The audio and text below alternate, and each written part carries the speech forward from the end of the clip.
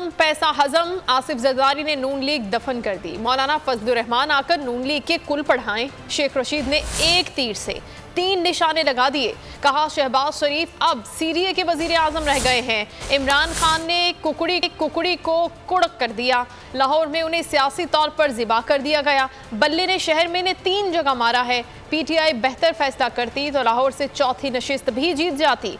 उन्होंने कहा कि ज़िमनी इलेक्शन लेबॉर्ट्री टेस्ट था, कौम ने हक में फैसला दे दिया। कल के साफ शफाफ इलेक्शन से इस्टेब्लिशमेंट को इज्जत मिली। IMF से किस्त मिलनी है, ना ही किसी मुल्क ने इनको पैसे देने हैं। शहबाज शरीफ असम्बलियां तोड़कर भाग सकते हैं। इमरान खान सबको घर भेज कर ही जाएगा। केस खत्म, पैसा हजम, नून लीग दफन कर दिया। आसिफ जरदारी और सब ने लक्ष्मी चौक में मौलाना फजलुर रहमान आके कुल पढ़ाए।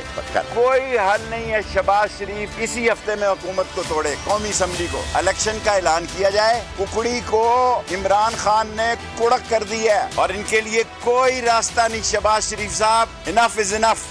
आपके लाहौर के दिल से 3 जगह बल्ले ने आपको मारा 4 सीटों में। घटिया 3rd ग्रेड ज़हनी पस्ती की शिकार और काबिल मजम्मत हुकूमत कभी नहीं देखी, जिन्होंने हमारी बहनों के, मेरी 3 बहनों के घरों में रेड किए इस शख्स ने, जिसका नाम राना सनाउल्लाह है। ऐसे आदमी को कोई शख्स लूट मारना भी पसंद नहीं करता। ये मुजरम और चोर और मुल्जम मुसल्लत किए गए, उसका नतीजा कौम ने देख लिया। कौम ने गैर मुल्की साजिश को बल्ले से फेंट कर इमरान खान को खुदा ने इज्जत दी है। और आज इमरान खान सिर्फ पाकिस्तान नहीं बल्कि आलम इस्लाम की आवाज़ है।